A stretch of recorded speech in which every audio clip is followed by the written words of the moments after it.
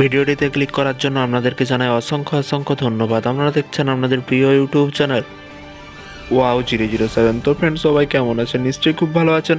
ইতিমধ্যে বড় আপডেট, রাজ্য সরকারি কর্মচারীদের ভিডিওটি সম্পূর্ণ দেখবেন। কি বলা হয়েছে? কড়া নির্দেশিকা, সরকারি কর্মচারীদের না মানলে কিন্তু ভুগতে হবে 1 বছর। কি বলা হয়েছে? কড়া নির্দেশিকা দেওয়া হয়েছে রাজ্য সরকারি কর্মচারীদের জন্য। কি বলা হয়েছে চলুন দেখে নেওয়া যাক। এই দুনিয়ায় কম বেশি সকলেই কিন্তু খেটে খেতে হয়। কেউ নিজেদের মতো ব্যবসা করে তো কেউ আবার বেসরকারি কোম্পানিতে কাজ করে জীবন চালান।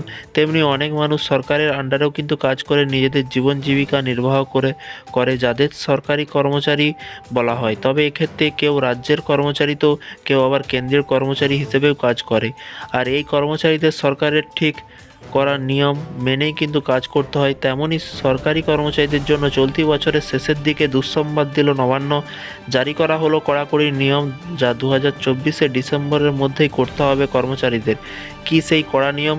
রাজ্য সরকারের তরফে শিক্ষার্থী এবং কর্মচারীদের জন্য প্রায় নতুন নতুন নিয়ম চালু করা হয়েছে। আর তেমনি কিন্তু নতুন বছর হওয়ার আগেই কিন্তু অর্থাৎ চলতি বছরের শেষের দিকে এক কঠোর নিয়ম চালু করলো রাজ্য সরকার, যে নিয়মটি মূলত ক্যালেন্ডার সমন্বিত এবং যা 30শে নভেম্বর অর্থাৎ শনিবারের মধ্যে প্রতি সরকারি দপ্তরে এই ক্যালেন্ডারের সমন্বিত আপডেট দিতে হবে বলে কিন্তু জারি করেছে নবান্ন।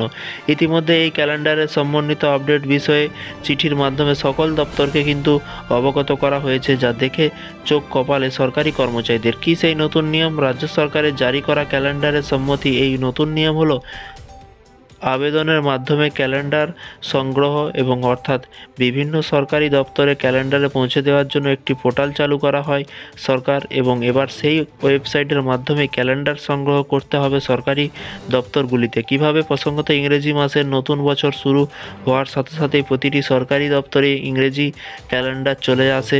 তবে আসন্ন নতুন বছর থেকে আর সেটি হবে না। এর জন্য প্রতিটি সরকারি দপ্তরে সরকারের চালু করা পোর্টালে নির্দিষ্ট নিয়মে মেনেই আবেদন জানাতে হবে। কোন দপ্তরে কতগুলি ক্যালেন্ডার প্রয়োজন তা জানাতে হবে এই পোর্টালে কিন্তু। আর সেই পোর্টালের মাধ্যমেই দপ্তরগুলির পৌঁছে যাবে নতুন বছরের ক্যালেন্ডার। নির্দেশিকার নিয়ম অনুযায়ী কিন্তু নতুন বছরের ক্যালেন্ডারের জন্য আবেদন করতে পারেন প্রতি দপ্তরে ড্রয়িং অ্যান্ড ডিসবার্সমেন্টের দায়িত্বে থাকা অফিসার।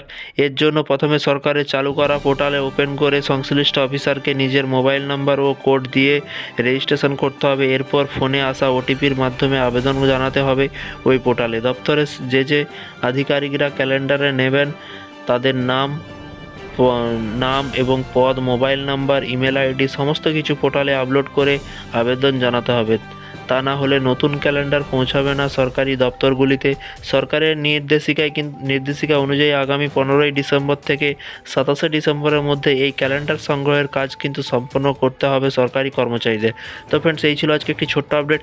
এই ধরনের রাজ্য সরকারি কর্মচারীদের আপডেট পেতে চ্যানেলটিকে সাবস্ক্রাইব করে রাখুন পরবর্তী নতুন আপডেট পাওয়ার জন্য। বিভিন্ন রকমের ডিএ, বেতন বৃদ্ধি যোজনা, প্রকল্প, ছুটি সরকারি কর্মচারীদের যখনই মমতা বন্দ্যোপাধ্যায় সরকার নোটিফিকেশান জারি করে তখনই কিন্তু আপনাদেরকে ভিডিওর মাধ্যমে জানানো হয়। তাই চ্যানেলটিকে ফলো করে রাখুন পরবর্তী নতুন আপডেট পাওয়ার জন্য। ভালো থাকবেন, সুস্থ থাকবেন এবং নিজের খেয়াল রাখবেন। Thank you.